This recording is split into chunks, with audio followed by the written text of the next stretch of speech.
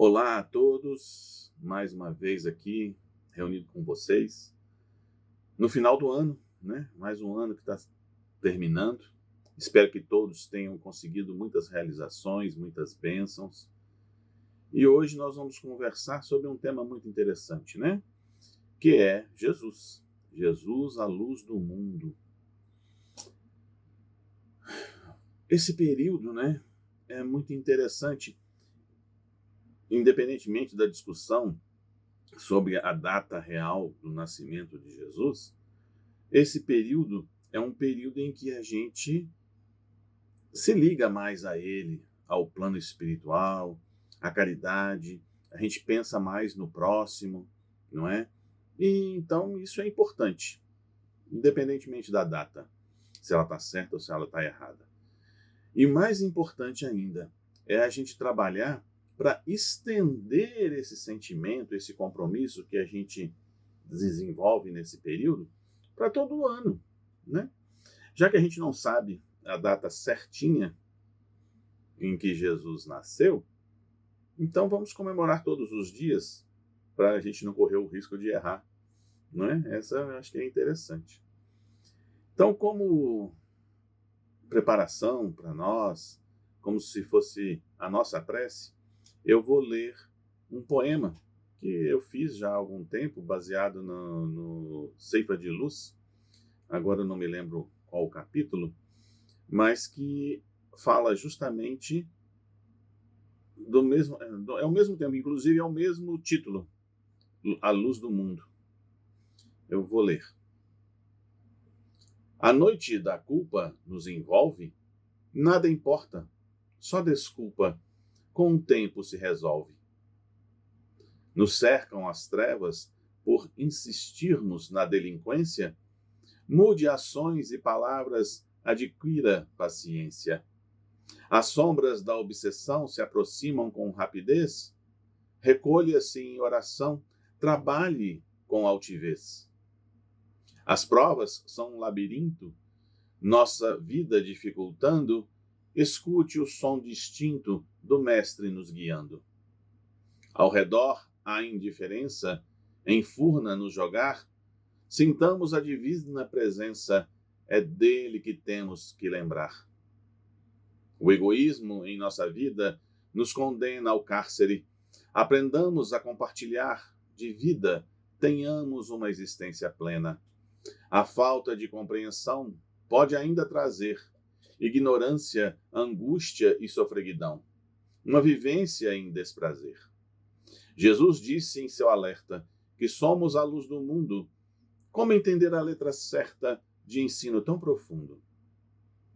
Não preciso o mundo iluminar, mas onde estiver, devo ajudar. Ser luz onde tiver que estar, distribuindo todo o bem, aprendendo a amar. Que assim seja, Senhor. Muito bem. Então, seguindo com a nossa conversa, falar de Jesus é uma tarefa muito difícil, né? Porque nós, como criaturas que temos ainda muito pouco conhecimento, muito pouca vivência, para falar de uma criatura que dividiu a história em duas, né? Antes e depois dele, que mesmo sem exércitos, sem territórios, sem uma pedra para chamar de seu travesseiro, ele foi considerado, foi aclamado como rei, né? E demonstrou um poder que, mesmo se juntarmos todas as dinastias de sua época, ou de qualquer época, em qualquer outro tempo, né, esses monarcas não conseguiriam chegar aos pés do que ele nos legou.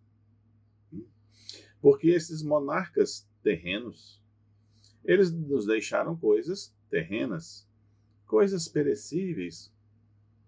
Muitos deles a gente nem se lembra mais, não é?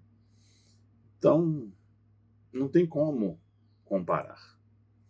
Mas tentando entender quem é esse Jesus, nós temos que lembrar que ele é o co-criador do planeta Terra. Ele supervisionou a criação do planeta.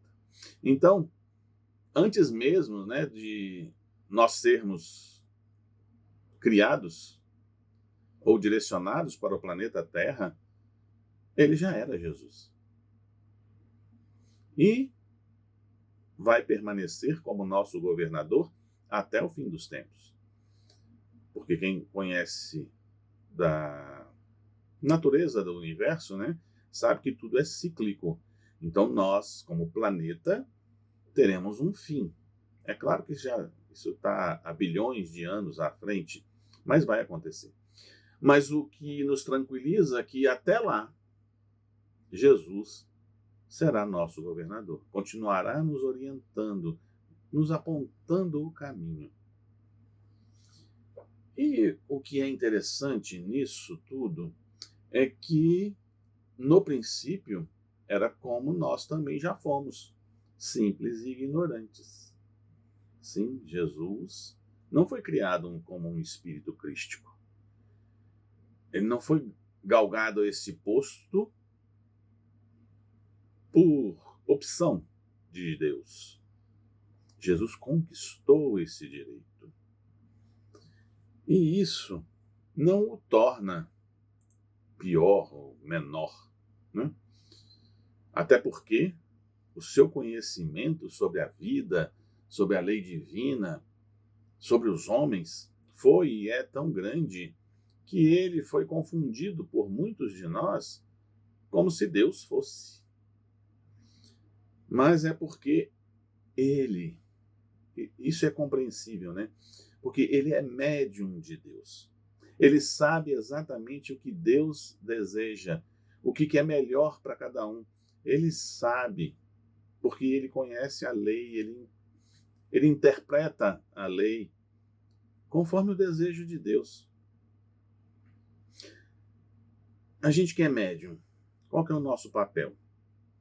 Interpretar a mensagem que nos é enviada e interpretar de forma mais fidedigna possível. Agora, vamos, né? Jesus como médium de Deus, olha, tem que ser uma criatura, como diz por aí agora, né? De outro patamar, né? Algo que a gente ainda não alcança de entendimento. Não é verdade?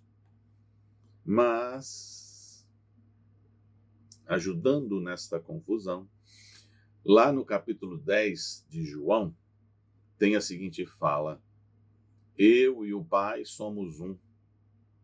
Né? Isso também poderia trazer essa dúvida. Mas por que ele fala somos um? Porque ele está em uníssono com Deus. Ele está trabalhando de forma perfeita com os ensinos do Pai, conforme as leis universais, as leis criadas por Deus. Por isso ele vai falar que ele fala que o Pai e ele é um só. Né? E aí a gente pode fazer a mesma ligação quando Paulo, né, depois de sofrer bastante, caminhar bastante na luta que ele empreendeu, não só para a divulgação do cristianismo, mas para a mudança interior, ele diz: já não sou eu mais quem vive, mas é o Cristo que vive em mim. Pararam para pensar? Jesus falando: já não sou eu mais que vivo, mas é o Pai que vive em mim. É a mesma fala. E cada um no seu grau. Né? Paulo absorveu os ensinos de Jesus e transformou tudo aquilo em ação. Assim como o Cristo fez. Ele não só falou, ele exemplificou. Ele mostrou que, apesar de toda a dificuldade, é possível fazer o que ele trouxe para nós. Não é? Mas mais à frente ainda neste capítulo, quando os judeus estão o tentando para que ele dissesse que ele era o Cristo Salvador, ele responde o seguinte para os judeus: já vou-lo tenho dito, e não o credes. As obras que eu faço em nome de meu Pai, essas testificam de mim. Aqui ele já, tá bem clara a separação que ele faz de Deus. Ele trabalha em nome do Pai, ou seja, em nome de outra pessoa, de outro ser. E o que ele faz, testifica quem ele é. Isso já é uma outra lição. O que diz? Como provar o que nós somos? Através de nossas obras, dos nossos atos. E Cristo é o nosso Salvador? Sim. Mas como? Ele vai nos pegar nos braços, no colo, e levar para onde tem que ser levado? Ele vai simplesmente nos tirar de alguma encrenca, de alguma dificuldade? Ele vai pegar na nossa mão e puxar? É e não é. Porque vai depender de cada um de nós. Ele é o Salvador à medida que nós o aceitemos. Porque aí nós vamos orientar nossa vida de acordo com a orientação que ele nos trouxe. E esta orientação que ele trouxe, ela sim é salvadora, na medida que a gente agir conforme a lei divina. Porque foi isso que ele veio trazer, a lei divina. A lei divina traça para nós um roteiro de como viver. Quais são as melhores opções? Ou qual é a opção melhor ou adequada, única, verdadeira para aquela situação.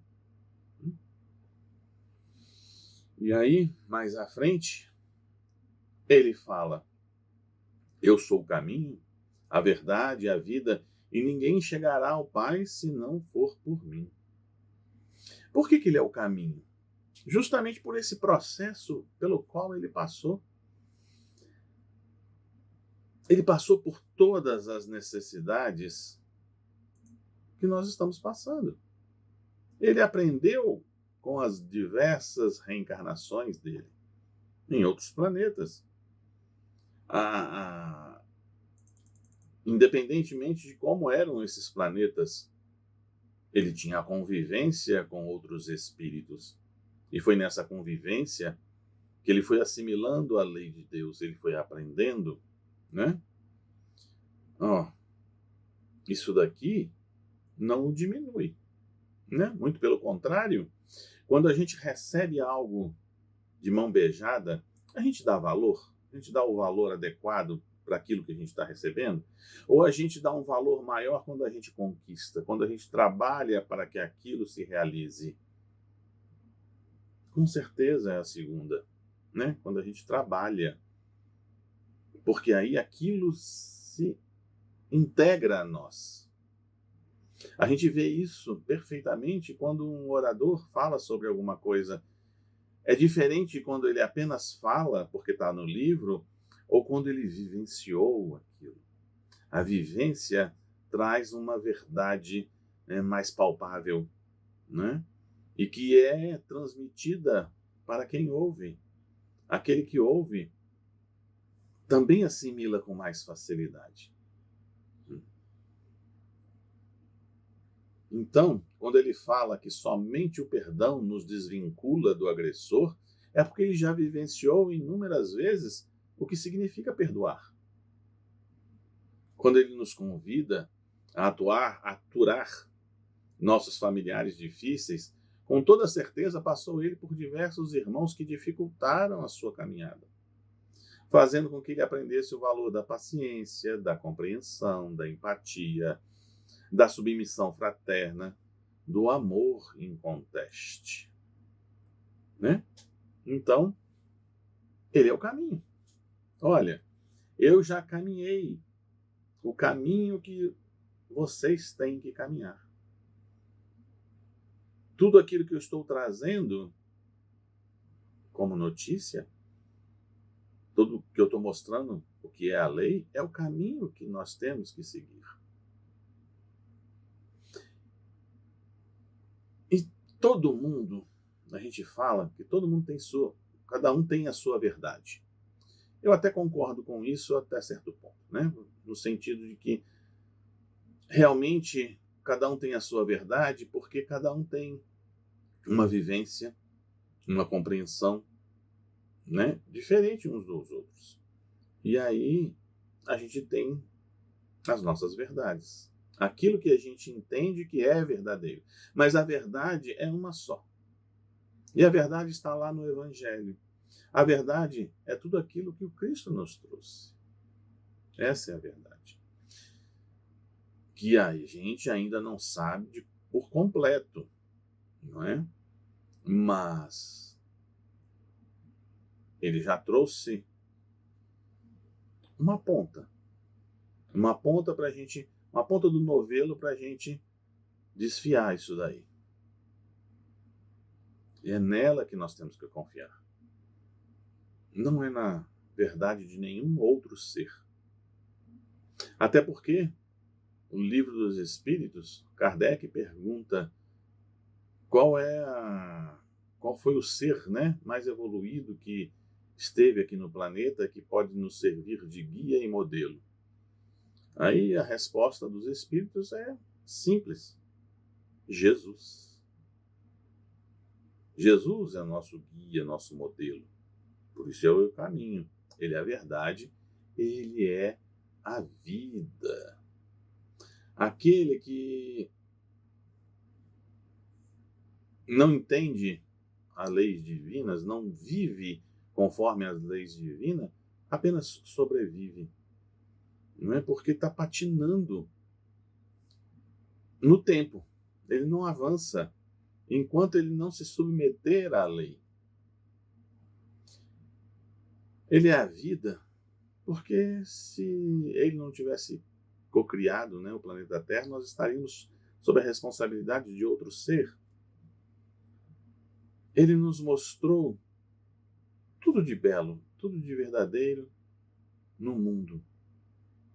Então, por isso, o outro dizer, não se pode servir a Deus e a Mamon. Né? Porque se a gente viver conforme Mamon, e Mamon representa tudo aquilo que é contra a lei divina, que não se coaduna com a lei divina, é uma vida falsa. É uma vida que vai nos levar a lugar algum. Porque nós estaremos incorrendo em erros. E erros nos levam a estacionar no nosso caminhar. E aí, depois de tudo isso, a gente entende por que ele complementa que ninguém vai chegar ao Pai se não for por ele. Porque somente fazendo aquilo que ele falou e fez, nós vamos galgar patamares evolutivos que vai nos possibilitar compreender o Pai. Então, a gente não vai chegar ao Pai se não passar por aquilo que ele nos mostrou. E todos aqueles que entenderam essa fala e se desafiaram para se melhorar, eles conseguiram se tornar também exemplos para nós. Né? E a gente pode citar o Chico Xavier, o Divaldo, o Raul, o Pedro, o Paulo, Joana de Ângeles e tantos outros, né? Que entenderam. Olha, é isso que a gente tem que fazer e é isso que eu vou fazer.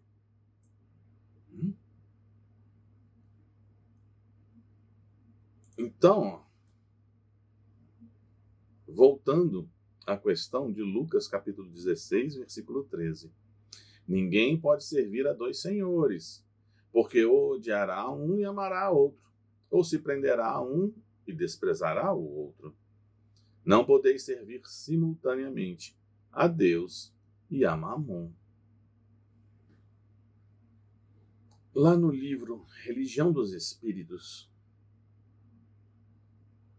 Religião dos Espíritos, ou Espírito de Verdade.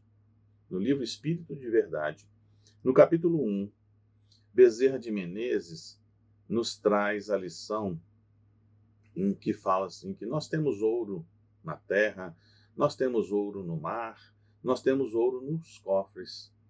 Mas isso não impede que a miséria deixe de existir. Nós temos espaços em vários lugares, mas a cobiça ainda permanece. Então vejam, e aí ele complementa mais para o final, dizendo que nós temos todos os recursos necessários para a nossa existência, para a nossa convivência harmoniosa, sem que houvesse o egoísmo, o desespero, a cobiça, a miséria. Mas ainda não atuamos conforme a luz do mundo, conforme Jesus. Não colocamos o Evangelho em nossos corações. Então, enquanto houver essa atitude nossa, nós teremos problemas do mundo, como é o título do capítulo, né, que eu citei. Os problemas do mundo só existem porque a gente ainda não atua conforme a orientação do Divino Mestre. Olha que interessante, né? O Divino Mestre. Ele não é Deus, mas ele trabalha em nome de Deus. Né? Por enquanto, nós trabalhamos em nome dos amigos espirituais, que trabalham em nome de Jesus. É uma hierarquia normal, comum, que não é menosprezo, não é diminuição, é a condição atual em que nós nos encontramos. Mas que bom que a gente já está aprendendo, assimilando o que é necessário para a nossa mudança. Que bom que a gente pode atuar no mundo conforme o Evangelho para tentar diminuir e quem sabe não, daqui a algum tempo, acabar com esses problemas do mundo. Né? Porque isso aqui é um retrato daquilo que ainda somos, né? O estágio de compreensão sobre a vida em que nos encontramos. A lição nos fala da miséria reinante no planeta, independentemente de quanto tenhamos de recursos. Na cobiça existente entre os homens, por mais que já tenha de posse. No consequente egoísmo habitando os corações das criaturas, mesmo sabendo que ao dividirmos, multiplicamos, ganhamos mais. Daí a existência do desespero, porque já não nos sentimos felizes, porque nós não estamos agindo conforme a lei divina. E aí a gente fica nessa busca do ter em vez de ser. E aí quanto mais a gente tem, mais infeliz a gente vai ficando. Porque isso não nos realiza. Isso não preenche o nosso coração. Né? E aí não importa o quanto temos, o quanto somos, e consequentemente adentramos a faixa dos crimes de toda a ordem, prejudicando aos outros e a nós mesmos. Tudo isso porque nos falta o principal, a base, que é a luz do Cristo. A partir do instante que entendermos que somente o amor constrói, que apenas a solidariedade pode servir de base para o nosso crescimento, né? Todas essas mazelas, a miséria, a cobiça, o egoísmo, o desespero, o crime, farão parte do nosso passado. Sem o Evangelho de Jesus no coração humano, a chaga da ignorância, a ilusão da guerra, o charco, o infortúnio, serão nossos companheiros do dia a dia. Isso só se resolve se aceitarmos Jesus em nossas vidas, mas aceitar de verdade, né? Na busca da nossa melhoria. Se reconhece o verdadeiro espírita, o verdadeiro cristão, no esforço que ele faz para superar suas mazelas. O Cristo não espera de nós que saiamos desta encarnação como santos, mas ele espera que a gente tenha crescido bastante, que a gente tenha superado diversos erros que estão encruados na nossa forma de agir, na nossa forma de pensar. Isso sim, ele deseja, né? E para que a Terra entre definitivamente nessa nova ordem, né? Nós estamos passando pela transição de um mundo de provas e expiações para um de regeneração. Por isso, todos os espíritos vinculados ao planeta estão tendo, ou já tiveram, sua última chance de aqui permanecer. E só permanecerão aqueles que desejarem o bem para o próximo, para a comunidade, se esforçarem na sua melhoria. E para isso, já estão nascendo espíritos que vão nos ajudar daqui a 20, 30, 40 anos nessa transformação da sociedade, da nossa forma de pensar e de agir em comunidade. Que bom, né? E aí estas criaturas que não puderem aqui permanecer vão ser exilados, serão os exilados da Terra, serão os Adões e Evas de outros planetas, né? E veja como é o amor de Deus. Enquanto esses espíritos, que espero que nós aqui não estejamos incluídos, auxiliam os habitantes de outros planetas, eles são ajudados por si mesmos na sua melhoria, na sua mudança de hábitos e de pensamentos. Muita coisa a mais eu teria para falar do Cristo, porque a gente vai falando dele por meio daquilo que ele nos trouxe, né? Aquilo que ele nos trouxe mostra a grandeza que ele tem. A gente tem que lembrar que ele demorou cerca de 1000 anos só para diminuir a intensidade de sua luz, para ele poder aqui coabitar conosco, né? Vejam o que aconteceu com Paulo, logo quando viu Cristo, que ficou cego, né? Temporariamente. Então imagina se ele viesse aqui com todo o seu esplendor, com toda a sua luz. Ia causar muitos danos para nós, né? Porque nós ainda não estamos à altura de permanecer do lado de um ser como esse. Mas ele, como luz do mundo, ele é o amor, né? Ele é a verdade, ele é a vida, ele é o caminho. E aí a gente pode lembrar a passagem dele no poço de Jacó, em Samaria, né? Quando ele fala assim, olha, quem beber deste poço, famoso, importante para os judeus, quem beber dessa água terá sede mais tarde. Mas quem beber da água que eu trago, nunca mais terá sede. Então, esta água é a compreensão da vida, é a compreensão do porquê estamos aqui, do porquê passamos pelo que passamos, o que nós temos que fazer. Então, uma vez tomada esta água, a gente não mais terá sede, a gente não mais terá desespero, porque não teremos cobiça, não teremos orgulho, não teremos vaidade, e assim não vamos estacionar as nossas vidas. Seremos plenos.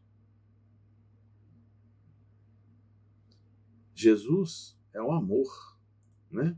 Lá nos prolegômenos do Livro dos Espíritos, tem uma fala assinada por todos que participaram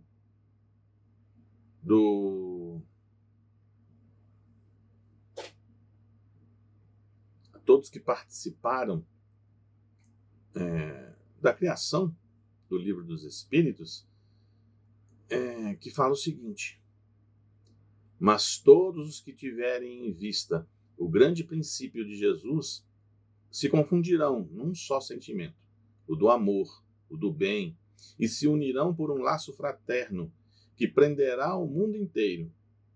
Estes deixarão de lado as miseráveis questões de palavras para só se ocuparem com o que é essencial, e a doutrina será sempre a mesma, quanto ao fundo, para todos os que receberem comunicações de espíritos superiores. Então, o que importa é o amor. Amor que ele representou ao vir até aqui, ao se colocar disposto a criar o nosso planeta, a espalhar a boa nova, a lei divina. Então, gente, vamos manter Jesus como a nossa luz, a luz do mundo. Porque lição não falta. Exemplo temos aos montes. A vida dele toda é um exemplo disso. Então, se nós nos consideramos seguidores do Cristo, espíritas cristãos, vamos segui-lo, porque ele é a luz do mundo. Bom final de ano e um começo de 2026 repleto de alegria e realização. Um beijo no coração de todos. Até mais.